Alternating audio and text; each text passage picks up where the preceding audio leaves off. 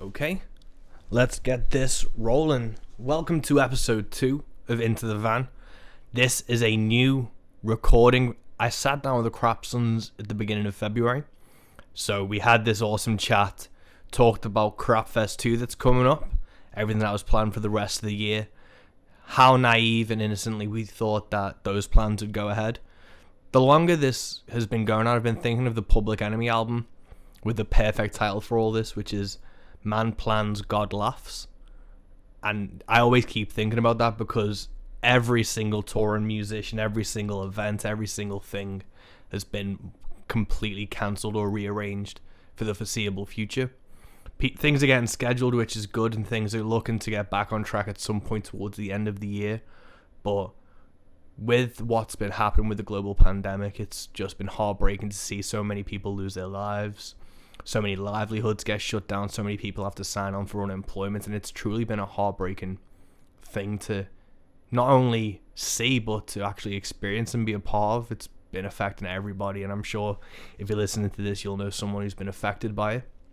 And it's just a terrible thing, but with the power of music and creativity and community and friendship and family, I think we're going to be okay. We'll get through it eventually. This episode is really fun. I really enjoyed this. I've had to go and edit out the date from the pre-recorded pre-roll that I've done because Crapfest 2 has changed from its original May date to August the 30th. And the lineup is the same except for one of the bands has unfortunately had to drop out and been replaced. And it was Mouses can no longer make it, which is unfortunate, but please go check them out. They are being replaced by the awesome Pete Bentham and the Dinner Ladies. I think, from if memory serves, we do touch on Pete Bentham. He's been a pillar of the Liverpool punk scene for so long. I'm excited to get to do a show with him. We've met briefly, and this will be the first show we get to do. So August 30th is the new date for Crapfest 2. And with the same lineup, except Mouses have been replaced by Pete Bentham, I urge you to check out both of those bands. This is only the second episode of Into the Van. We've hit a bit of a stumbling block, obviously, with the pandemic, and a lot of my podcast interviews have had to be put on hold and pushed back to further of the year. But I'm so excited I got a little backlog that I can keep this ticking over with every 2 weeks. I hope that you've listened to the first episode with the mighty Sean James.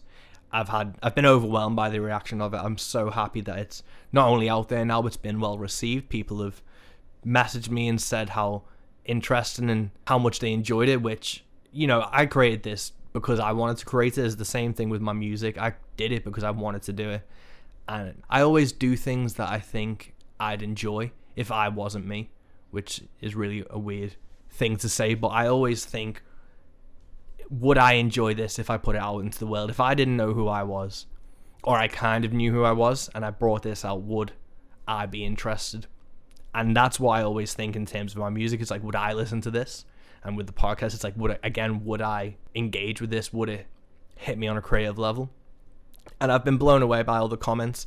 If you've enjoyed that episode or you enjoy this episode, please leave me reviews and all that good shit on iTunes and Spotify or wherever you listen to, because apparently it makes a difference.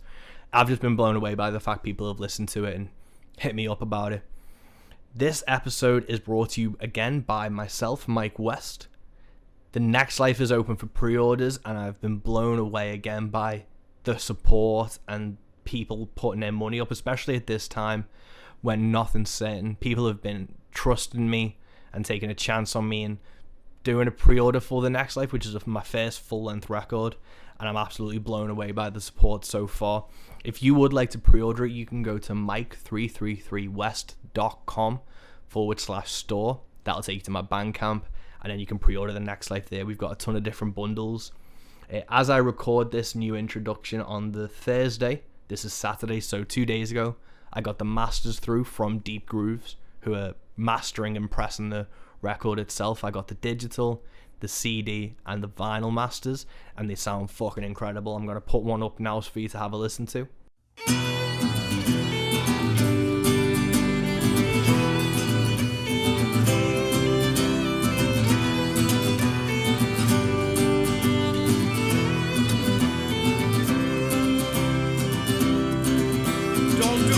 like I've done, say a father to son, and let this worldly view go. Do what you can and love what you do, for it's a long and lonely road.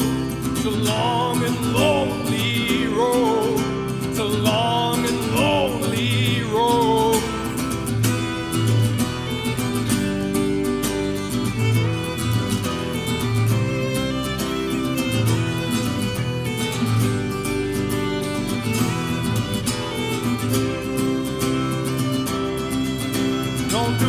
I've done, say a father. And I really hope if you dig it, you're teased by it, you're interested in it, head over to my store and pre-order a copy, because I'm so happy with how this record's turned out. I'm having it on white gatefold vinyl, CD. It's going to be on all the digital platforms, but obviously if you want to support artists, go to their Bandcamp, pick up the physical merch, because that's the best way to do it. And let's go on with it. This is the recording that I did. First, it talks about Crapfest, the charity that it's in aid of, the bands that are on it. The only thing I've edited out is the date. Obviously, it's going to be August 30th, Sunday, August 30th, with Pete Bentham and the Dinner Ladies replacing Mouses. But the rest of the conversation, I really hope you enjoy, and let's go on with the show. This episode of Into the Van is sponsored by Crapfest 2, the wonderful DIY punk rock celebration that's going to be taking place all day. It's going to be at Liverpool Phase 1. All money raised is going to the Open Door Centre. And if you haven't got your tickets yet, we've got a little treat for you. If you enter the promo code that I'm going to give you at the end of this podcast, because I don't want to give it up straight away or you won't respect me. But if you use this promo code, you'll get your tickets for just £5. Such a bargain, and leads us beautifully into who we're talking to today. Crapsons are a punk rock duo hailing from the Wirral. Same place as me, so you know they're going to be good. They consist of Mike Markey on vocals and bass, and Andy Gilbert on vocals and drums. They're well known for their onstage energy. They cross over heavy, distorted punk riffs with comical, tongue-in-cheek lyrics, singing about everyday pressing topics, from deaths, sheds, and biscuits. These guys are so much fun to talk to. I've seen them perform live, and the energy that exudes off them, and you can just tell they're having fun. If you're seeing an artist live and you know they're enjoying it, you enjoy it more. And there's none better than Crapsons. There's so much fun to just be around and chat with, as you'll see in this podcast. With this podcast being so new and formative, there are teething problems. That teething problem is mainly me being a fucking moron. I got to where Mike and Andy were, got the laptop set up, hit the power button, laptop was dead. So Mike kindly invited us in. We had a chat, we had a cup of tea, we let the laptop charge. We headed straight into the van, got the podcast down. 50 minutes in, the laptop died again because, again, I'm a fucking moron.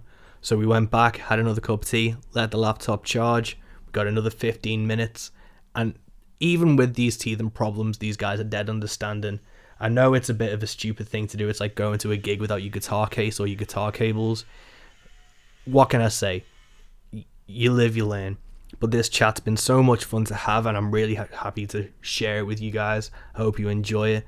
We go on everything from booking a tour, setting up your own festival, songwriting as a punk rocker, and everything else in between. It's such a great chat, and I really hope you enjoy it. So enjoy Mike West and Crapsons.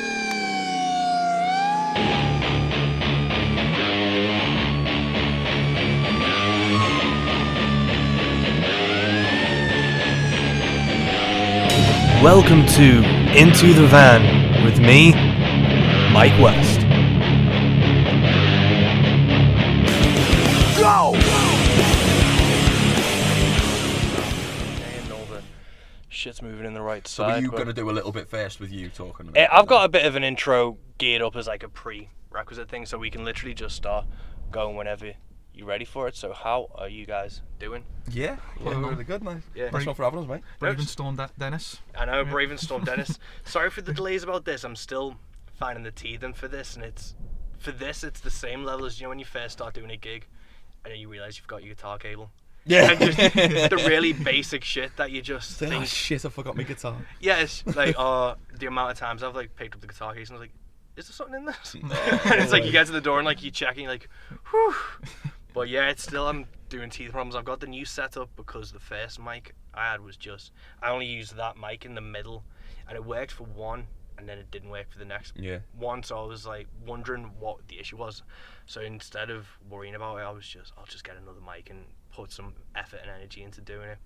But yeah, so the Crapsons. Is it Crapsons or the It's Crapsons, Just Crapsons.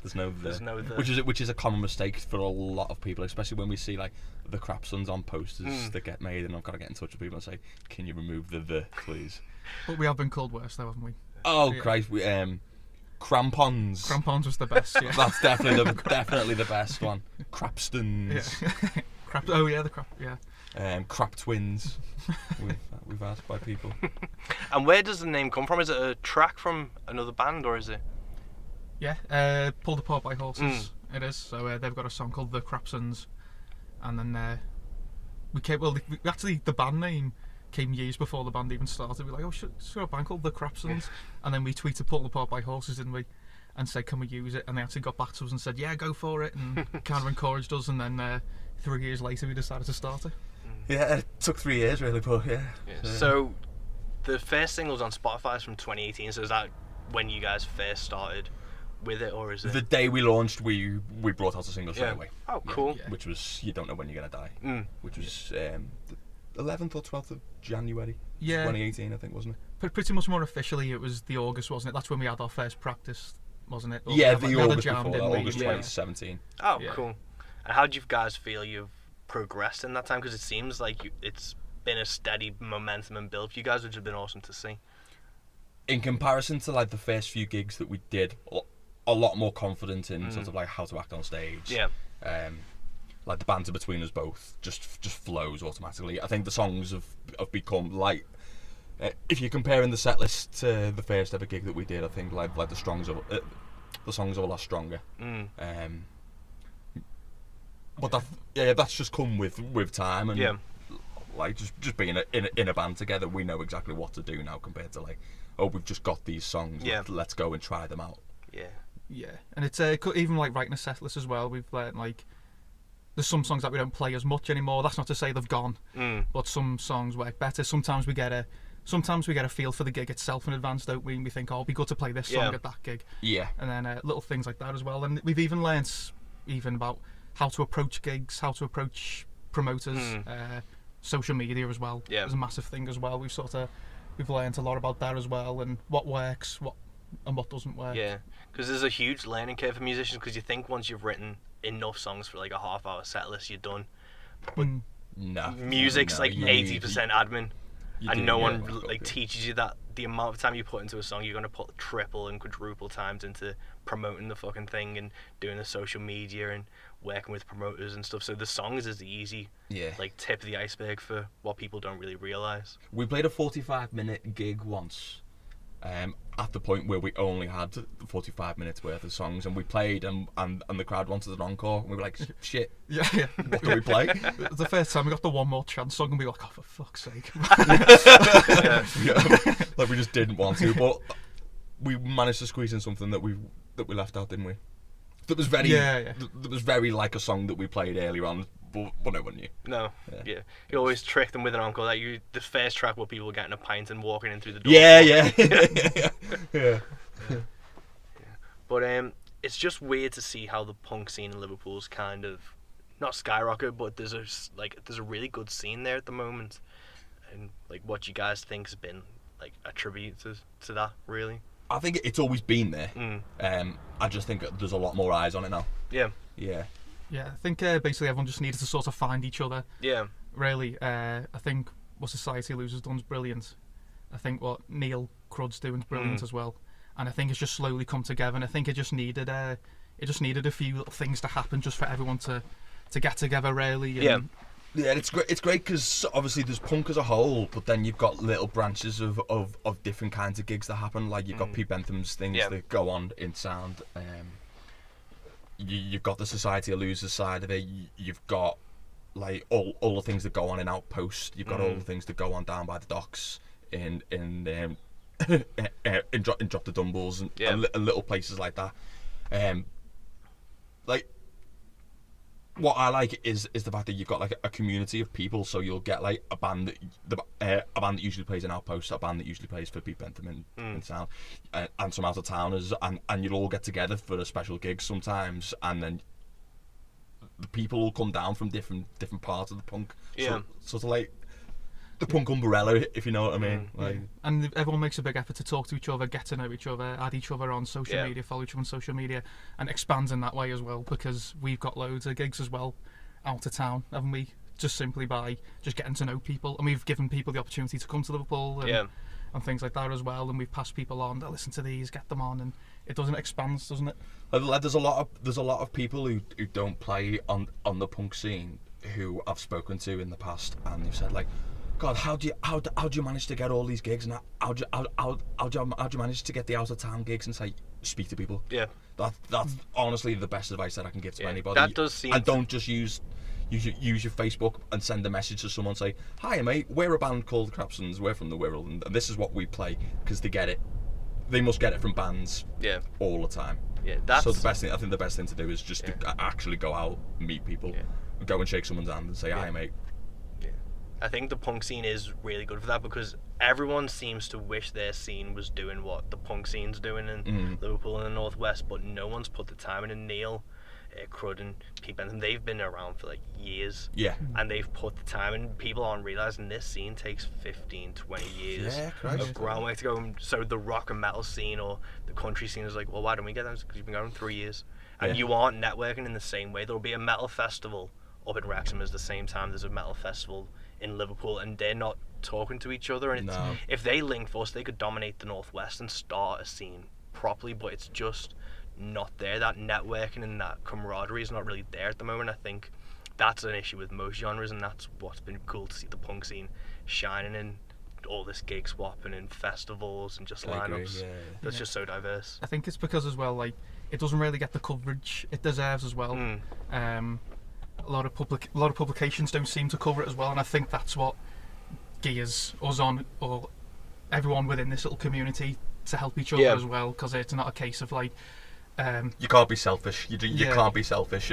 Like, you've got to always think out and say, right. So for example, we're playing a gig in Preston this coming Friday, which is probably in the past. Yeah, this is long. We're already dead by the time this comes out. By the time this comes out, but so we're playing in Preston on Friday, and we spoke to the promoter, and we kind of said, can we recommend a couple of bands that could play alongside us? And we managed to get Pete Bentham and the Din Ladies and Mr. Ted, who were two bands that we've played with in the past, and we know them. So rather than say, no, can you sort it out? We're thinking of other people to give an opportunity to, and hopefully they'll do the same for us. Yeah, that's the best thing. I do the same with, like, I have the Road Country page on Facebook, and it's me and a few different people from around the UK trying to push like traditional and rootsy dark acoustic stuff, and we're trying to put gigs on and recommend people for these slots. It's the best way to do it. And it seems because you make friends as well. You make friends, and then it's kind of, there's the gatekeepers you think are holding these venues and these promoters hostage, who are setting up all these gigs that you're never going to get to do in a million years. Well, why don't you just do it yourself? And that's, I think, is the turning point for a lot of scenes, is when they, like, the bands realise they can do it themselves. They can work with the promoters instead of the promoters doing everything and they're just swept along for the ride. Yeah, and that's what we've done as well. We've kind of taken a lot of things on ourselves, haven't we? And and that's pretty much what inspired Crapfest as well. Which we'll get to. Yeah, sure. And then we've got because even like we went away and like did the island tour ourselves as well, didn't we? Obviously we needed a helping hand. We needed someone to spot us in Liverpool, to give us that opportunity to get us an island. But then once we were sort of settled a little bit, we want to go back to Ireland. So we decided to just go back to Ireland and put the gigs on. And we literally just did the whole thing ourselves with us and Salt the Snail. Yeah. We worked together. We spoke to a few bands that we met over there the first time, and we just did it all ourselves. We promoted the whole thing, and people came. Yeah. Like, to be able to go over to another country, and I'm sure, obviously, with the Europe stuff that you've done as well. Yeah, it's once, because I did Liège in Belgium. I did 5 dates there through like a promoter and a booking company. Yeah. And with that, once I got that little in, once you get the next year I was just like, well, I know these venues now myself. I've got a personal contact with them. Yeah. I'll just book it myself next time, and then I just went from Belgium into the Netherlands and Nice. Germany. And once you've got the in there, you can just carry on. But Ireland's one place I've not played yet. I'm really looking forward It's to. awesome. It's a great breaking place, especially into. Northern Ireland. Northern Ireland's got such a good. There's a community of people who just love music. Yeah. And it doesn't matter. It areas. doesn't matter what music Yeah. it is. They just love it. Yeah, that seems to be outside of like mainland UK. Everywhere else seems to really be passionate about the music first. It doesn't really matter what genre it is, as long as something's happening. Well, it seems to be in the UK. It has. Like I was saying this to Andy from the King's Pistol yesterday. It's like in England, especially, it's drink first, music second, and that's the reason they go out. Well, in like Europe, from my experience, it's music first, drink second, and the priority is predominantly the music first. Yeah, I think in Liverpool as well, we're a little bit spoiled because a lot happens in Liverpool, doesn't it? Loads happens, so it feels like when you go somewhere a bit different, because not as much happens there, they want to make the most of it and they want to come out. I found that in Wales as well, because we've been fortunate enough to play around a lot in Wales, and I feel that people just want to go to a gig, they just want to see live music. Yeah. And that's the thing, Liverpool, there's gigs on every day, which on one hand's great, you know, it's great that we've got It's that. almost an oversaturation. Yeah, And there's a exactly. lot of genres. Obviously, going back to the punk question earlier on, like there's a lot of different categories in Liverpool.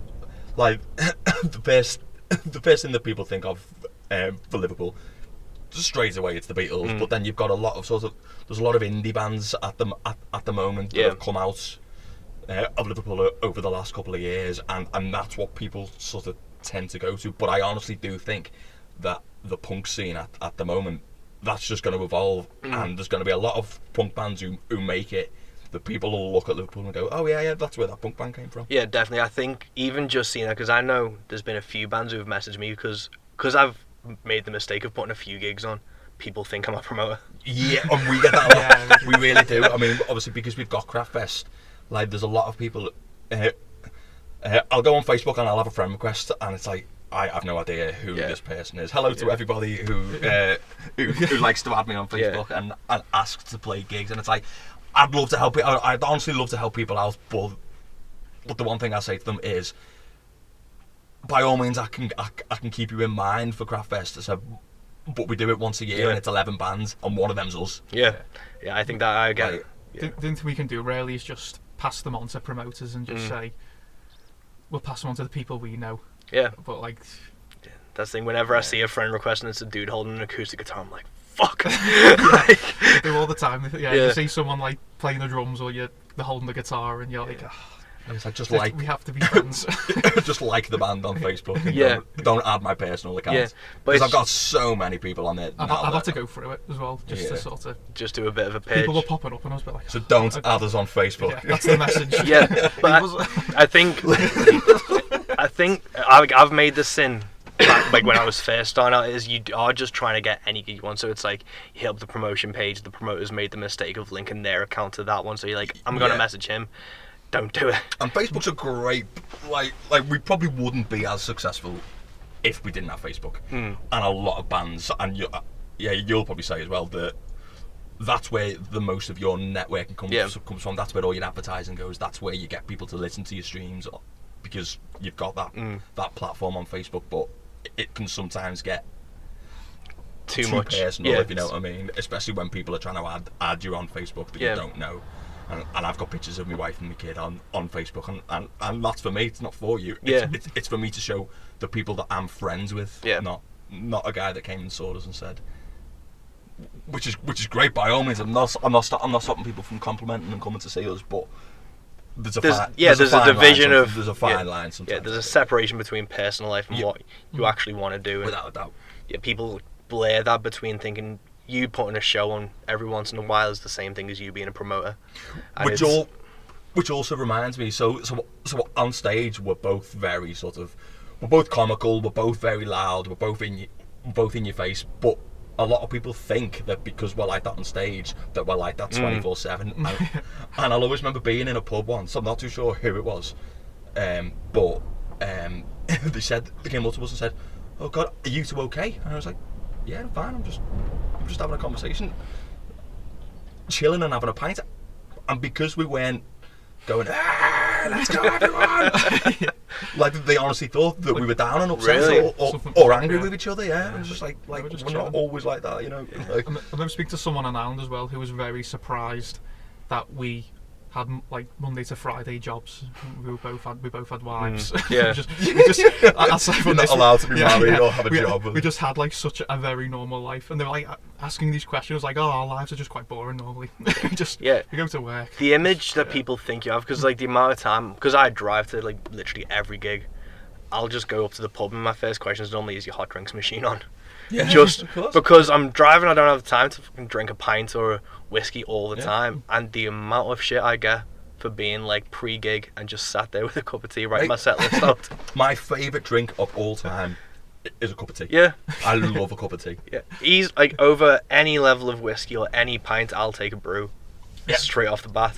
But the dirty looks in the comments, yeah, if I'm sitting there just before I'm meant to go on, and sometimes I'll take it up with me because I've not finished it. we should do that. Take a pack of biscuits, just have a table in the middle with Just some stop and we'll have a break in us. Oh, yeah. Just get like a little pack of party rings next to like 2 travel mugs.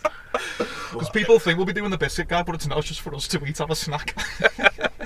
Sorted. By the time this podcast comes out, that will have already been done. Without that, I'll find something for Friday. We can just have a cup of tea halfway through. I think like with me, because it's acoustic and I kind of weave my way into different genres and gigs, I'm kind of a lot more malleable with what people think I'm going to be doing and stuff. Well, because you guys are punk and you're energetic and witty and fun on stage, they automatically expect you to be there off stage, which That's is right. a really yeah, weird yeah, hype. which we're not. I mean, we are.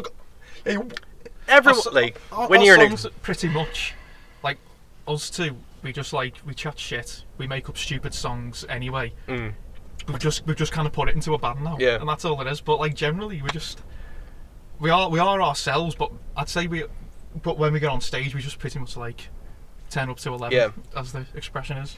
That's There's pretty another much what thing we as do. well that I've noticed. So like, we don't always speak to each other as much as we do when we're at a gig. So for example, if we're playing in Liverpool, we're not going to be together beforehand. Like I'll go off and do something and speak to one of my mates, and you'll go off and speak to somebody else, and people are like, oh God, what's up with them two? They fell out, and it's just like, I know. I'm gonna be stood on stage with them in half an hour. Yeah. Like, Yeah. like no. And when we, we're when not we always in each other's pockets. And when we played in Sheffield as well, we both travelled up separately, didn't we? With our Yeah. We saw each other at the venue, like, yeah, right. It's It's like trip. We were only like Yeah. sort of like half an hour sort of difference Yeah. between each other, weren't we? So with Crapfest, do you want to go into that? Now and yeah, of course. Yeah. So is this the second Crapfest? Yeah. Cool. So obviously the first one was last year. How did that form itself, and how did you get going with that festival? So I had the idea of the name Crapfest for our. So when we brought out our EP in November 2018, for our EP launch, I wanted to call it Crapfest, but we joined forces with Mr. Ted, who were bringing out their debut single at the time. So we kind of thought it's not fair to call it Crapfest. So I kind of put that on the back burner, and then I think was it last year we went to Smithdown Road. Oh yeah, it was the Smith. Yeah, So we played played the Smith Down Road. Yeah. So we played at Smithdown Road Festival on the Friday, and then we went pretty much all day on the Saturday. And then by the time that the festival was over, we said, wouldn't it be good to have our own sort of like day and just run an all dayer? Yeah. Which was when I said, well, actually, I've had the idea of calling something Crapfest, and we literally It's a went, no-brainer really to Yeah. call it Crapfest. Yeah. let's do it. Nice. And what was the reception when you first went with like the first one last year? Like, what was the public response to it? A lot of people laugh at the name, Yeah. Yeah, which is kind of what we That's- want. that's the what good we thing. which is wanted. great. 'Cause Yeah, 'cause it that's good. We wanted to get a reaction, but yeah, I had loads of brilliant feedback, didn't it? We announced the lineup right away, didn't we? With everything, so it got a lot of attention. A lot of bands were sharing it as well. It felt like when we announced that, like pretty much our social media exploded more than anything else, really. More than usual. Yeah. Yeah, it was great. The idea was to basically just have a celebration of DIY punk music, Yeah, and a couple of sort of like the sub-genres as well. Yeah. Because we had bands like Habits, who were sort of more hardcore, Pale Rider, who was sort of more sort of like on the psychedelic sort of side of it as well. It was just bands. And we just went with. for it. And, bands that we played with, bands that we wanted to play with and not had the chance, and we said, sod it. Yeah. Let's do it. I think that's the best thing is because it's when I've had people like I had my mate Josh Bettis up from Wales for a gig in December, and it was because I'd gigged with him once before. We always talk online and stuff, and we're friends, but we've not had the chance to like gig properly or hang out together. Yeah. So it was like we'll just put a gig on because as musicians you want to go to every show and you want to see all your mates' bands and support the scene, but obviously with wives, kids, cats, and personals, you'd be out 7 days a week for gigs. Yeah, exactly. So yeah, these type of gigs are the good fun reunions and hangouts that you don't really get for the rest of the year. Yeah. Because you'll always miss you. Like someone will announce a gig and you're like, I'm playing that night, or it's like that's the only night I'm free this week, so I need to get my head down and sleep. It's good having like something else to aim for with the band as well, that it isn't just writing music and things like that. We've actually got, it's good having little projects within the band, and it's given us something different to do, something else to talk about within the band, something else to aim for, something else to be excited about as well. It's been quite nice to be on the promoter side of it as well, to sort of see like the hassle that the promoters can get, because promoters are brilliant. They really, really are. If it wasn't for the promoter, then we wouldn't have been able to do all the gigs that we've done. If any musician ever gives promoters shit and hasn't put on a show themselves, they need to shut the fuck up straight away. Like, and Andy's done the Liverpool Calling Festival with Christian Hudson from the Society of Losers and Salt the Snail. So you've had your foot in that door, haven't you? Yeah. In terms of the promoter, so you obviously knew what to do. Yeah, and speaking to managers as well, getting to you have to put up a lot of shit as well, a lot of bands wanting things as well. Yeah. So it's been it's been a bit easier as well, just sort of you kind of know what to do about it as well. And I think one thing I will say as well about the reception, as you were saying before, is that the sense of a community everyone's had with it, because it's been so like DIY and independent, raising money for charity. I felt everyone mucked in to make it a success as well. Everyone loves an underdog, everyone wants to support live music, but they don't necessarily know how and when sometimes. And I think with these like all days and this, it's literally you just lay it out for them. It's like you just come to this, you like listen to the music, buy the merch if you're there, donate to the charity you're supporting, and just participate. And that's the first step. And I think you guys are really good in giving a platform to that, or like especially in like Liverpool and like Wirral way. There's not really something like that around here. Like it's great because there's a few bands that you play with out of town, and they say, "Oh, would you be able to try and get us a gig in Liverpool?" And you can try, but sometimes you can't do it. But this is the perfect opportunity for us to say, "Well, I'll tell you what. Why don't we get these over, and then we've got them over in Liverpool, then, because then we've done what we said that we do." Like, because this year we've got a couple of bands. So we've kind of organised a lineup, so it kind of goes like local, out of town, local. So the lineup probably is 50, well, there's 11 bands, maybe probably just slightly more local, but it is more or less is very equal between out of town bands, giving out of town bands an opportunity to play in Liverpool, as well as obviously like the local bands that you need as well. So Crapfest 2, advanced early bird tickets are already sold out. Completely sold out. With no lineup announced, which is an incredible feat for you guys. You must be thrilled. Did you do that? Was that last year as well, or is this? No, so this is the. No, we wanted to see. We didn't know if it would sell out or not, but we pretty much wanted to see what would happen if we didn't announce the lineup, just to see if like people like the event for what it is, and people can trust the lineup as well. So for it to sell out as well was just brilliant. It just goes to show like people do just want to just come to a gig and support live music as well, and then hopefully it'll obviously be even better anyway once the lineup's out and people can see what they want to see as Amazing. well. So Crapfest 2, what is the date for it? It is the 24th of May. Yeah, so it's the Sunday just on the bank holiday weekend. And the lineup. I'm acting like I don't know the date or who's on the lineup. We'll go through the lineup. I've just got it through on my phone. So we're playing, obviously. So we've got a band called Mouses, who are from Stockton, just near Middlesbrough. Yeah. They're a two-piece that we played with one of our first ever gigs, actually, wasn't it? Yeah. They're brilliant. They really are incredible. In fact, they're probably my favourite band on the lineup as well. Yeah, they're like a lo-fi garage punk band, aren't they? But they've been doing so well for themselves. They do a lot of things off their own back as well, and they've managed to play. They actually do a festival called Mousestival. Yeah. which again was kind of like an influence to start Craftfest the first year, because we wanted to sort of have Craftfest but be able to take Craftfest to somewhere else, sort of have like a Craftfest stage on in London, a Craftfest stage on so that was that was an influence as well. So we got Mousers. The only band apart from ourselves that played last year that are playing this year is Salt Snail, who were our best mates. Really. Yeah, we played up loads of places with them. They came to Ireland with us as well. The list goes on really for how many gigs we played with them. It'll be hard to sort of just name them all, but yeah, we always have great fun with them. They're a great band. The next one there, Crash Mats. We play. We know Danny got us on at his all-day, it's a 2-day event, isn't it, called the Flair Witch Project. So a wrestling themed punk event's perfect for us. So we played at that, and then we managed to play with them in Pete Bentham's Rock and Roll Festival. He did as well. That was in the September, wasn't it? Yeah. So and they're great as well. We actually knew Crash Mats before we started the band, because they've got a song called Royal Rumble. Obviously, the pair of us are massive wrestling nerds, and I came across that song. And we were laughing about it together. We were like, this is a brilliant song. This, and obviously we started a band. Danny asked us to play at his thing. And we're like, hang on, are you Danny from Crash Master? I said, probably also. No way. Managed to. Which is quite strange. Yeah. So we managed to finally play with them, and we've asked them to come back. So they were cool. Jen and the Degenerates are going to be playing as well. They're making waves for themselves. They're doing really good. Really all over the place. We played with them in Preston in November. November, and they were class. Really good. They're definitely going to make it. They really are. They were a struggle to get, because and we were like, come on, we really want you to play. We really want you. We got there in the end though. We were made up when they said Oh, awesome.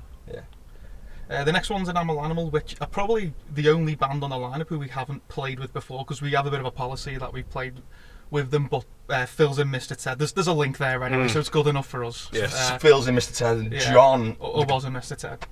And John, the guitarist, is... he does the sound for us, doesn't he? He's, not the sound. Records are pretty much. Yeah, he runs Crosstown Studios in Liverpool. Oh, cool. And he's recorded every single Crapsons song. Yeah. So the link was good enough to get them on. And they're a great band as well. Great bunch of lads, Springfield Elementary, from Manchester. They're one of your favourites. Yeah, they're one of their favourite bands we've played with. What I loved about them is that we played a gig in the Castle. It was the Castle, wasn't it? Yeah, the Castle in Manchester. And they were the headliners for the night, and I just thought artistically they were great as well. Nice lads as well, aren't they? Yeah. It's more like, they strip themselves a bit more like acid punk, which I quite like that term. A little bit more funky. But I loved how they had like the crowd and the palm around as well. Everyone was going mental for them. It was just like, there was just this vibe at the end of the night that everyone was up for it when they were playing, and they just went on there, just played their stuff, and everyone was pretty much. And we played with them again in Chester. Yeah. Like a couple of months later. Yeah, so we have to get them back on. Really good band. Their personal favourite, really. And a great name too. Yeah. Problem Patterns, they're coming from Northern Ireland. We played with them in Belfast, and they were awesome. Really were.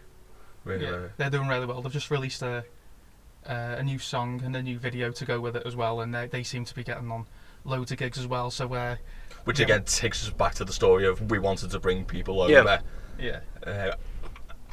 They've been playing all over Ireland, and I think they just wanted that chance to get over to England, really, or certainly like the rest of the UK. So we've managed to sort them out and got them another gig while they're over here. Oh, cool. Well. So are they going to turn that into a bit of a tour as well in a few gigs? So they're playing in Chester Cathedral on the Friday as well, which is good. So I'm helping them out, trying to get a few more gigs for them if we can put a bit more of a tour together. But either way, there'll be a Crapfest anyway. Hey, don't say that. People are going to message you. It's like, don't give your secrets away. I'll bleep all that bit out. A disclaimer. We are not promoters. Kin, who was signed to Society Losers as well as us, the 3-piece, like raw energy, really punky, really sort of like just nice lads as well. They always come to our gigs as well. They're always in the front row. They're always screaming and singing our songs, and No, good. they're just the nicest lads in the world, Yeah. and that was a no-brainer to book Yeah. them. That goes back to like the community as well. Everyone helping each other out. Getting gigs is one thing, but even just being there, Yeah, that's- screaming your lyrics back to you. Yeah, that just is the goes a long way. important thing. I think it's you can do as many gigs together, but that's when you actually see someone in the crowd. They They actually bother know to the come. words for my songs. Yeah. Yeah, and then Yeah, It's such a good feeling. They Yeah. buy your merch as well, Yeah. and they even when you do like a post, they share it for you and go Yeah. watch these. It's just Yeah, it's like little things that. That level of support's invaluable, really. Yeah, Like, definitely. Ailes, who are from the Leicester region, they're a two-piece. Very like Slaves, very sort of like dark and gritty punk. I saw them in the Salty Dog. Oh yeah. Because I went to watch Mr. Ted and Salt the Snail, and they supported.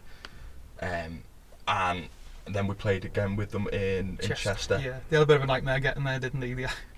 On the coach, did the coach break down? Did it? And they arrived pretty much just in time for the set. So but They got the National Express and they were due on stage, and like they turned up. It was like 2 minutes before the set, Jesus. and they literally walked through because we played in a church as well, and they walked through and he had his guitar. The guitar was already out of the case, and he had his amp in one hand, and they literally just walked on stage. He plugged in, and literally within 3 minutes he was like, "Hello, where else?" and just started playing. And they just played, and they just ran through a whole half an hour set of just like Yeah, really cool punk songs. Yeah. and they went to the wrong church as well. Oh yeah, They went to the wrong church, which he might not have mentioned that to many people, but yeah. And then opening up is your good self. It is. So yeah, that is me being coy and being like, "What's the date? What's the lineup for this crap fest? Yeah, what's this crap fest you speak of?" Yeah, I'm stoked to be playing it. Obviously, like I'm a fan of your guys' music. I was listening to it on the drive over. I play it through the speakers. Like, what I like about your music is because we've gone, like, we just found out we went to the same primary school as well. We've got like the same, not background, but we've grown up in the same areas, and I get your sense of humor, and I get the vibe, and I get the feeling that you're trying to put out through the music, and it's just so relatable. It's a bit like when idols bring out something, you're like, "Oh, he's speaking about Dacre Hill." It's like you can picture this town and like the king of the council estate. Yeah. You get where you're talking from, you get what you're talking about, and you get the references and the yeah. humor to it. But it's people think, like, I'll be like, "Oh, he's singing about Dacre Hill," because I know you guys are from around here, so it's like you're singing about this local area, but it's so applicable to every single small town. The more you tour and the more you visit, you realise every small town's the same. Especially like the working class. Yeah. That's what it is. But a punk band who sing about working class issues. Yeah. If you want it to be Really. like, yeah, like you said, I think the key words are like relatable and topical as well. We Yeah. want to just talk about. We'll rant about like what's going on in the news as well as like everyday little things that just annoy us, which is pretty much, I'd probably say 99% of our songs, if not all of them, is just something that's just like we should write a song about that. Yeah. Just, even if it's just like a daft little thing, whether it be something like a news-related article or just something that we've just seen on a day-to-day basis that people can relate to. We just Song titles come to our heads more so, I think, as well. We'll say, "Oh, yeah, we should write a song called this. We should write a song called that," and then we'll. So It becomes. is that like, do you think your main songwriting process is title first? Just to, like, if you get a chuckle out of it, or it's like, "Oh, that's an interesting concept," and then you write the song from there. It probably varies, I'd say. Yeah. Yeah, it does. So for Who'll Babysit the Goths, which is a fucking brilliant title, what was the process for that song? that was title first. No, Yeah. in fact, Yeah, well, because I think that was one of the ideas I had for the EP title, and then we went with Deaths and Spelling Mistakes, and then I was saying to you like, "Oh, there's something there with Who'll Babysit the Goths. We can't just let that go." And then that was in actually end, the second one. Yeah, it was like number 2 that Yeah. we went with Deaths and Spelling Mistakes, so we left that to we're not Because we gonna literally ignore just had a big list. We came up with like a list of about 20 or 30 song titles that we could use as an EP name. Yeah. And we came up with Deaths and Spelling Mistakes in the end. But in terms of Who'll Babysit the Goths, so we had the idea of the song title, and then we came up with the chorus, yeah. and then verses, which is your stereotypical Crapsons song of just having a rant about things that Yeah. go on. Just relating to like different subcultures as well. People and who then put quotes up on on Instagram. Yeah, I don't know why, People but whenever someone references Instagram or something in a song, it makes me like happy because there's so many songs, obviously, like from like the 60s onwards. That's when like popular music's really been about, and it's only been in the last 5 or 6 years that people have been talking about current things and linking it to current events. Obviously, it'll get outdated at some point when Instagram becomes something else by Facebook and amalgamated into whatever. But for this time and space, it's on the pulse and it's showing what's happening now, What's which I happening think now? a lot of songs because don't. that song could be. In fact, the song's already out of date now Because we had a line about Brexit. Yeah.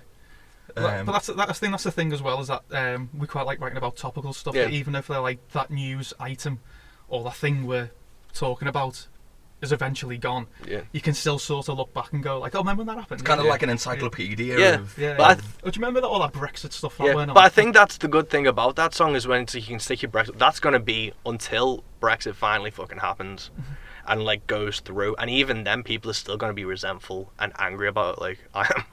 So it's you can still be like, well, you can fucking stick it up your ass still. Yeah. Like I'll be a bitter old man, and if someone brings it up, like in favour of it, Yeah. I'll be like, you can go fuck yourself still. Yeah. Like it's still gonna have that.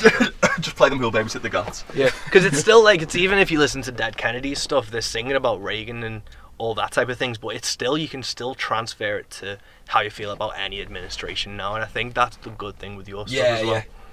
Yeah, there's a lot of sort of, especially like the 80s punk scene as well, like there's a lot of topics there that a lot of people don't speak about anymore. Yeah. Obviously because like, there's a lot of things about Thatcher, which has been dead for years. Yeah. But people will still sing about it because Yeah. they hate it. Yeah, Yeah. yeah, it's like, a, it's not going to be rightfully so. forgotten about, is it? It's just, No. it's always going to be there. It's like history at the end of the day, isn't it? Yeah. It's always going to be there. So you can always sort of go back and reference it as well. And I suppose that's another challenge as well when it comes to our songwriting, is that we're going to have to find something new to rant about, newsworthy. yeah. Yeah, and I'd like to look back in 50 years' time and think that our catalogue of music is a history lesson. Yeah. That's the thing, because like with like my stuff, obviously it's not like punk in its like its purest sense, but I always, because I've grown up listening to Dead Kennedys, UK Subs, all that type of stuff, I still want to try and put that across Yeah. in some things. So there's like Nuke Song, which is a lot more like political and talk about stuff like that, and like I'd like that to be a historical song one day, with like if nuclear disarmament finally goes ahead and stuff, I'll be like, oh well, I can sing this and be like, this is what it was like. Yeah. And it's, you kind of want to include those topical things, and punk is one of those things I always try and take away, because there's not many people talking about current things over acoustic songs and in those type of genres. So it's like, if I can take that punk ethos of like being current and talking about things that are directly affecting me, that's not just universal working man blues stuff, and put it into like one of those type of songs, I feel I'm giving my own little punk edge to everything. Because punk isn't just about like how it sounds as well. Yeah. It's what you're singing about. It's what you're sort of representing Yeah. as well at the same time, and It's not just a music sound really. is sound. it? Yeah, it's like It's a State of mind. It's a state of mind. It's Yeah, a way of yeah. living. Yeah. that's like the really interesting thing. So Crapfest, I've got the lucky job of opening the show, which I'm Which is super excited about. Which is always a daunting thing, but last year Yeah. the whole place was rammed by the time Yeah. the doors opened. There was a queue outside Yeah. of people. So Yeah, I'm looking forward to it, because we did that gig up in Rill. which is how we kind of like met, really. Wasn't Yeah, it? because I was aware of you guys before that, because obviously I've been listening to your tracks, and if there's a band blowing up from Birkenhead, Rock Ferry, like where you're like, oh shit, so you become aware of things. So I was aware of you guys, and then it wasn't until you walked in and was like, Actually, I fucking know these people. Yeah. I was like, didn't they go to Rocky High? And no, because I came over to you and introduced myself because I knew that you were from the Wirral, but I didn't know where about you were from. So I went over and spoke to you, and you said, "Did you go to Rocky High?" And I was like, "Yeah." He was like, "So did I." And I was like, "Bloody hell, we're in the middle of Rill." We're in the middle of Rill. We probably passed each other on the A55. Yeah, yeah, man. Where people get about as well, which is always been. It was weird to see you guys walking and go, "Oh, there," because I'd seen pictures of you, but it wasn't like, you don't translate it properly. Well, when you said to me, I went to Rocky High, and I looked at you and I was like, I don't recognise you. I don't recognise you. But when we added each other on Facebook, I actually looked back at your photos from years ago, and when you were clean shaven and a lot younger, I was like, I do recognise you now. Like, yeah, the long hair and the beard. Yeah. Masks. Like It when, really, when really I was did. 15. It really, really did. Yeah. Although I had obviously you went to Rockford Primary. Do you remember Mrs. McCann, the receptionist at Rockford Primary? I ran into her once in my old job when I was like 20, and she came up to me. She was like, "Oh, you're Michael." I was like, "Yeah," and she was like, "You haven't changed." I was like, "Bitch." I'm got long hair I'm and a beard. 6'2", with a beard and long hair. You haven't seen me since primary school. And you said I haven't changed. I didn't have a beard in primary school. I can assure you that. I wasn't 6'2". Yeah, I'm looking down on you. Like, Oh my word, that's hilarious. yeah, but it was when, like, with the real gig, it was like, I've played punk gigs, and it's always been an interesting one, but I always know how kind of accepting and open the punk crowd is. I'm always more interested in playing a punk or a rock or a metal gig than a country or blues gig. Yeah. Like, the folk and country scene is super, like, quite close-minded sometimes and very narrow. Yep. While there's always punk people come with me and they'll take something away from it. Yeah, That was a good night, that one, actually. Yeah, That was one of Mark Watson Jones's gigs. Yeah. Wasn't it? Yeah, well, we played in indie bands before, and it is a case of you bring your own little crowd, you bring your mates, they watch you, they go home. And they go as soon as you finish. As soon as you finish. Whereas what I love about this is that there's no pressure to sort of bring people. Well, of course, we'll always promote it, we'll always try and get people down, but it feels like we don't really need to worry about that because we know we can do a gig. There'll be people there, and the people who are there are going to be there for the night. Like, it's good as well. I'm not trying to slag off the indie crowds or the indie promoters or anything, but Beyond knobheads.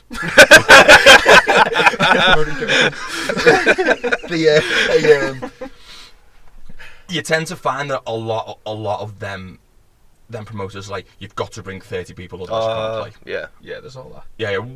When we started Crapsons, we said we are not waiting for promoters like that. No. And the minute we do, we wouldn't do the gig. Yeah, that's the good thing, and I think if you're at the same level where it's like we've both been like DIY, we self-built. If we turn down a gig, it's not the end of the world, and if you turn it down for like the reasons you believe in, then it's like that's the main thing, and you get to stand by your gun. So if someone comes and says you have to sell 30 tickets and like the dreaded pay to play raises his head, you can be like, well, no, I'm not doing it. Not up for that at all. Yeah. 'Cause I've done it in the past. Yeah.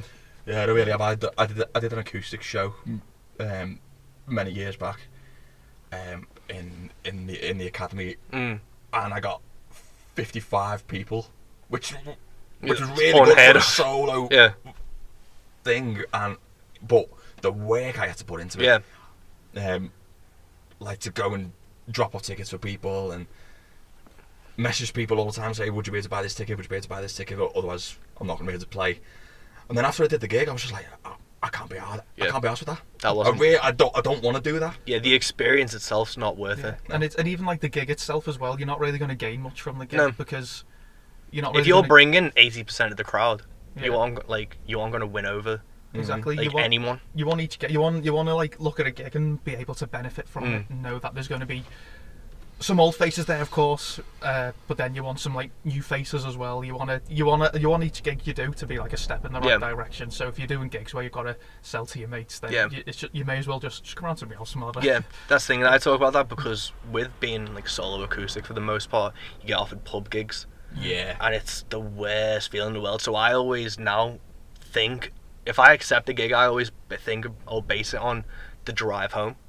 So if I drive home wanting to fucking kill myself after it and just crash into the motorway, I'm not going to do the gig. Because I can already predict it's like, okay, it's at this pub. They want me to do an hour and a half. It's going to be Wednesday. They're asking for covers already. They're asking for upbeat. Yeah. And I know that's not what I do. That's not what it's going to be. And the people who go and are going to be sat there, they're going to be fucking disappointed too. And they're definitely going to be requesting Ed Sheeran throughout the fucking night. Yeah. So I'm just not going to do the gig. So I halved the gigs last year I did from the year before, but I was so much happier throughout the year. And that's one thing, we gigged a lot last year, and even though it was amazing, it did wipe us out a bit though. Yeah, it did. And there was times we were like driving home, and we're not going to name any gigs in particular, but there were times we were driving home and we kind of went, we didn't need to do that, did we? Yeah. And because I think, because 2018 was our first sort of like year as a band. Yeah, you just want to hit the ground running. When it reached 2019, we wanted to do more gigs than the year before. Yeah. And there was a lot that we were just like, we were accepting them just for the hell of it. And we didn't need to. Yeah, it was quantity over quality. It really, really was. And there was a lot of times that we were driving home and we go, there was just no point in doing tonight. Yeah, there really wasn't. And I think the minute you stop, We that always have a good laugh on stage, and there's never been a gig where You always take something away from it, but you feel like the whole thing is a learning curve as well, because without the bad gigs, you won't have the good gigs. Yeah. But you need to be. With it being the third year now, we can sort of be a bit picky and choosy with gigs as well, because the last thing we want to do is like stop enjoying doing it as well. We don't want it to feel like a chore, a bit of a stress. I've got this gig tonight. Because you still want to pay your dues, but you don't want to be doing that gig that just makes it feel desolate. Yeah. And it's like, because even when I was doing a tour in 2018, we were sat around a table and it was like, genuinely thinking, should we just pack this in? And it's those gigs that like you have to weather and you have to do to kind of know you really want to do it. You'll always get that down moment. Yeah. You'll always get it, no matter what you do. Even like a 9-to-5 job, you'll always sit there and go, why am I doing this? But it's reducing the odds of that happening regularly is the thing that I try and do now. Yeah. So it's like, is this gig not even gonna? I always enjoy playing, but am I going to enjoy this gig in an overarching sense? And that's the thing I've been getting away from. And we always enjoy gigs. We always have a good laugh on stage, and but there's always them ones that you just think there was no point in it. I think another thing we're doing this year as well is at the minute we sort of don't really get the vibe of a gig, we just don't do it. Whereas last year we might have gone, well, what do you reckon? Then we kind of give it a go. We'll give it a go. We'll kind of talk each other around a little bit and then go on, we'll do it. Whereas we've had gig offers this year, we've kind of gone, well, what do you reckon? And the minute both of us kind of well, there's our answer, let's just not do it then. There was one gig that we did last year, and I can probably talk about it because the guy's not going to listen to this. We played in Birmingham. Okay. Right. So the poster came through for the gig that the guy had obviously made on Microsoft Word. Bit of Word art, yeah. With a bit of Word art, your classic 1997 Word art that me and you probably used to use in primary school. And it came through, and it's like, the Crapsons. That was your first mistake. He used a picture of me when I played on stage with Salt the Snail. So it was me singing without a bass. so I was like, so that was the second mistake. Right underneath Crapsons, in inverted commas, one crap band. Right underneath it. I was like, Jesus Christ. And the lineup changed that many times, and he changed his poster every time, and he'd use a different picture every time, and it was like, which poster am I meant to use? Yeah. So I'm getting in touch with him saying, mate, what's going on with this lineup? And he's like, would you be able to get a band for me? And I'm like, I'm not from Birmingham. We live in Birkenhead, which is at least 150 miles away. You give or choose up. I was like, I don't know any bands in Birmingham. We're doing this so we can get a foot in the door and be able to come back to Birmingham another time, maybe meet a couple of bands and bring them back. And the guy didn't have a clue. And that was a gig that we should have cancelled. But you were like, well, we've never played in Birmingham before, so let's just go and do it. So, I don't know, I love that gig, I thought it was brilliant. Ever the diplomat. Yeah, you drove, didn't you? And I just got smashed. We brought our mate with us, who's a big drinker. And me and him just got smashed beforehand. We actually had a good laugh, didn't we? Yeah, I thought it was brilliant. Yeah. There is like, the worse a gig gets and the situation around it gets, the more fun you can just have with it. If you lean back and let go of like the roller coaster and just let your hands up. Which I think that we showed that on stage as well, because we let everyone decide the lineup, not the lineup, the set list. The set list. Basically. We kind of just had a list and we just said, however, you pick a number. You pick a number. Typically, though, we've got some songs that we like to do that are like 30-second songs that we can't. We normally throw one, maybe two in each set.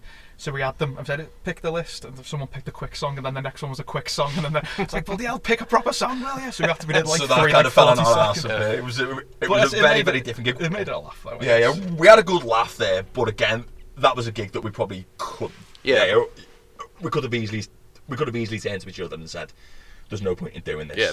But we did go and have a good laugh. Yeah. Yeah. Cool, but we'd never do a gig for them again. But Birmingham promoters, if you're listening, we would like to come back. Yeah. Yes, please. Just do your poster on Publisher or better. Yeah. Just don't write one crap band and we're sorted straight away. But from those type of gigs, you've played with Half Man, Half Biscuit, and you're playing with them again this year, aren't you? Played in the Lead Mill in Sheffield last October, and then we've got which is a big venue. Have you ever been? No. Yeah, it's huge. Yeah. It really is. It's about the size of Montfort Hall. Oh really? Yeah. It's quite like a wide venue, isn't it? It was wide. It was more wider than far back. Yeah, because that's the interesting thing. Because it's like half man, half biscuit from around here. You guys from around here, and then you went and did a gig that wasn't around here, which is an interesting, but it's a good thing to do, I think. Yeah, they kind of took us on board and said like, yeah, we'll give you the platform to come and play in front of a big crowd, but we'll do it away from the usual crowd that you play for. Yeah. How did all that come about? Like getting approached? Did they approach you about that? So, well, we're quite fortunate to know Nigel personally as well. So when we started, I didn't want to go nagging to get the support slot, but I kind of like dropped a few hints. But he's been to see us a couple of times. Yeah, he's been to see us, and I think he wanted us to sort of get a little bit more established. That's certainly maybe the impression I got. But yeah, no, he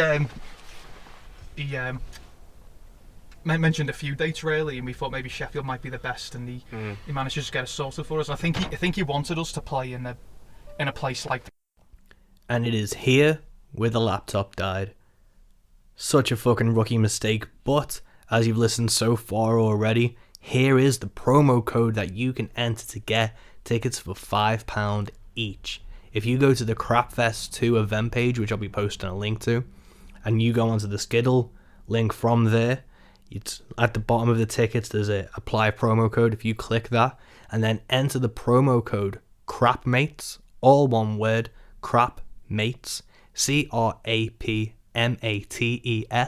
CRAPMATES, you will get your tickets to this brilliant event for just £5. Enjoy the rest of the podcast, guys. We're going from the exact same point.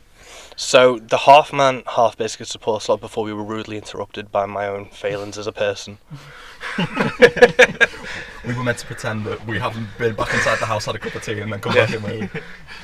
It's all teething problems. So from the half man, half biscuit stuff, obviously you've like seen Nigel, he's come to your shows and things. Is that what's catalyst the next few gigs?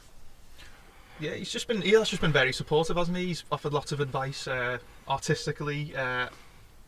Pretty much how to promote yourselves and go about it. So he has been a great help. But yeah, I think he just wanted to give us that chance, get ourselves a bit established as well. And and he just went and just sorted out the Sheffield gig for us, didn't he?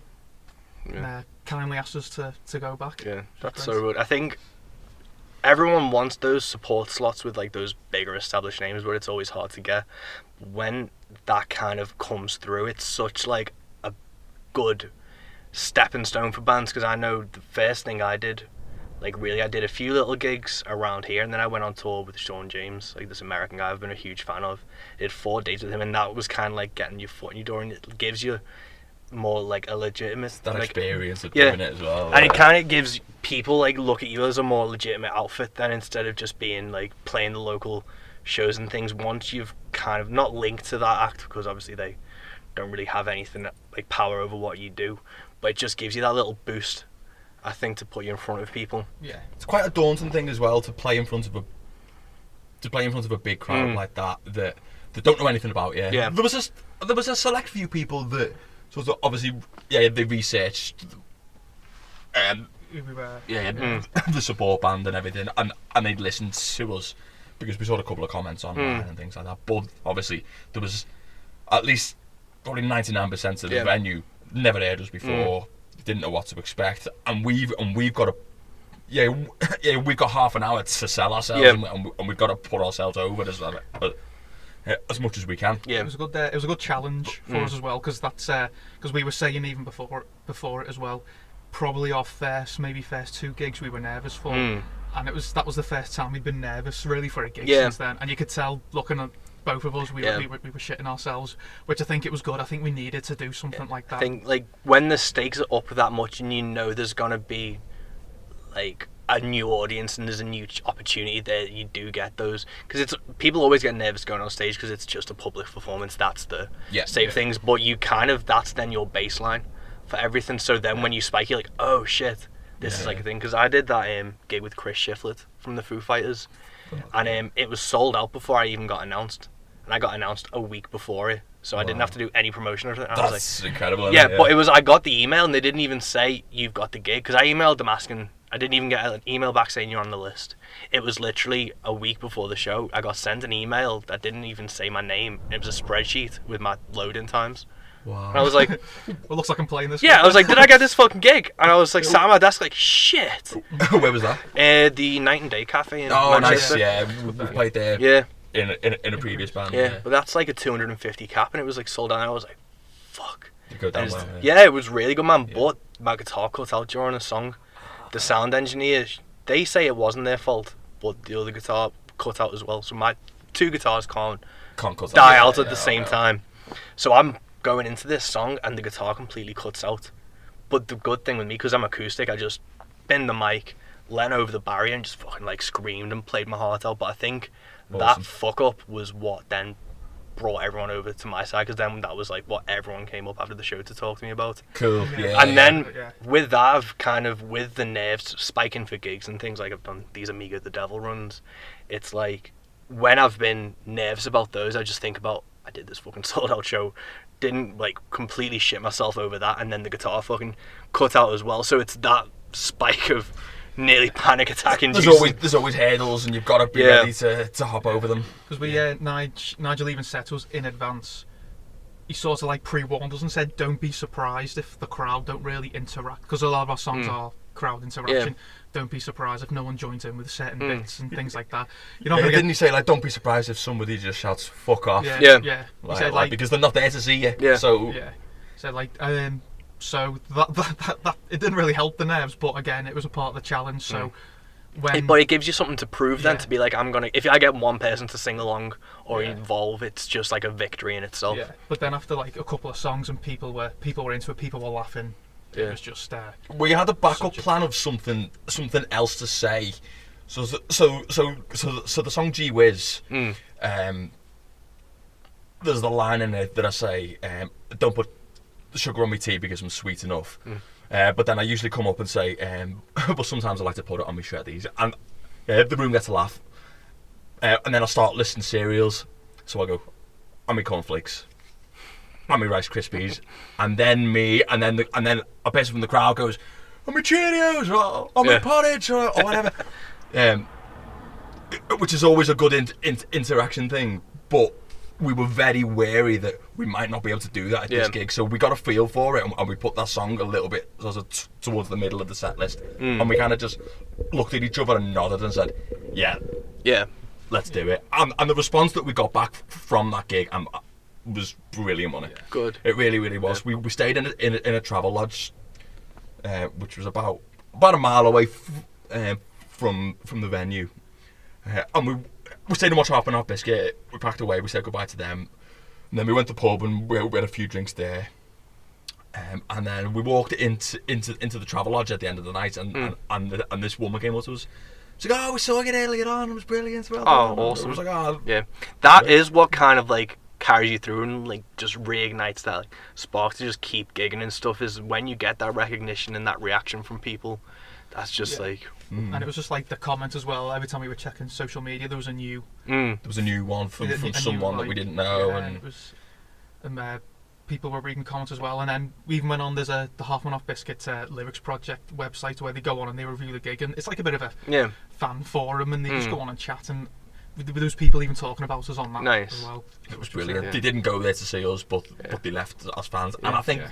with Half and Half Biscuit fans, they've got a very they've got a loyal fan base, and they travel all the way around the country. And I think word's got round that we're supporting them in Rock City, which I honestly can't wait for. Yeah. And people are excited to see us. So it's gonna be nice this time to be able to go and think, well, there's people there that saw us in Sheffield and they enjoyed it. So yeah, we're gonna feel a lot more comfortable this time round. Yeah.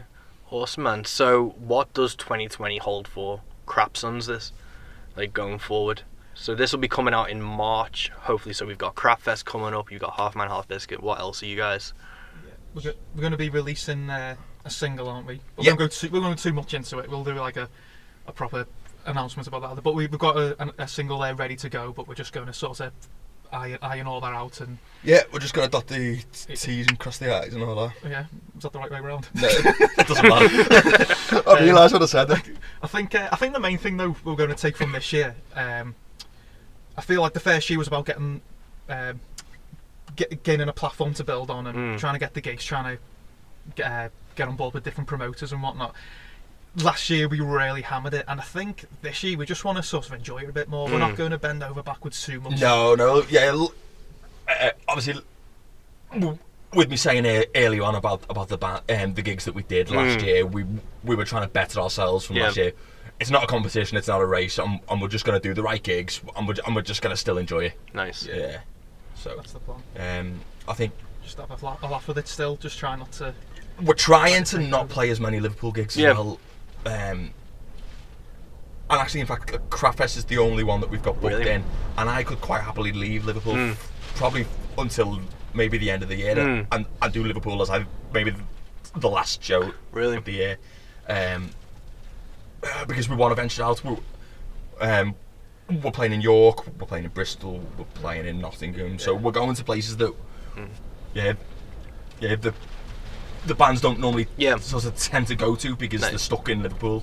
We're trying to venture out. Yeah, I've kind of got the opposite where I can gig up and down like other places. For the fucking life of me, I can't do Wirral Liverpool properly to me. That's why I'm really looking forward to Crapfest to be like a good, fun, enthusiastic show with some killer bands.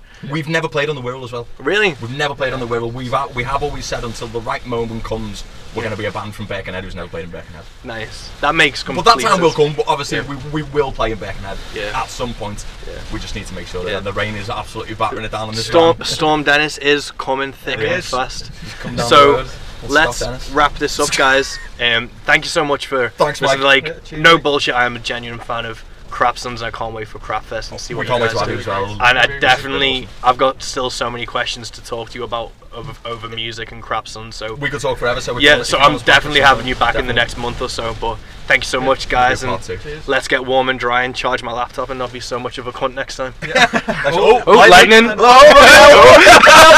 What a way to end! What a way to end indeed. Thank you so much for listening to this episode of Into the Van with Mike West. This was such a fun chat to have, and part of the reason I wanted to do it in the van, obviously I tore out of this thing, and it just feels a lot more grounded and real. I know there's going to be some background noise, but I just think it adds to the fact that it's an actual thing happening. And obviously Storm Dennis provided a great atmosphere for that towards the end, and then we just got rained off, but it was coming to a natural end anyway, and it was a super fun hang with Mike and Andy from Crapsons. I hope you enjoyed it. Again, if you head to the Crapfest 2 event page, click through to Skiddle and then enter the promo code CRAPMATES, you're going to get tickets for £5 and I'm going to be opening the show. So it's going to be such a fun day. I'm super stoked for this. There's 11 acts overall, so that's less than 50p an act. You can't really argue with that type of value. I really hope you enjoyed listening to this as much as I've had in making it. I can't wait to keep on doing this. There's going to be 2 episodes a month, and let's just see what happens. I know how lucky I am as a musician to get to meet so many cool people, and I just want to be able to share that with people and have this to be able to look back on for my own selfish needs and just be like, I got to sit down with these people and have a meaningful chat and interaction with these guys, and I hope you enjoy coming along for the ride. So this is it for Into the Van. I'm so happy to carry on this adventure, and I hope you all come along for the ride. Enjoy the rest of your day. Peace.